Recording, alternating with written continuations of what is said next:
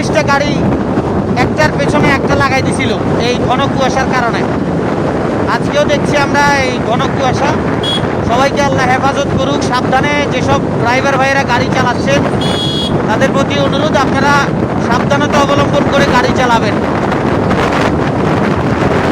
প্রচুর পরিমাণ কুয়াশা, সামনে 100 গজ সামনে কি সেটা দেখা যাচ্ছে না।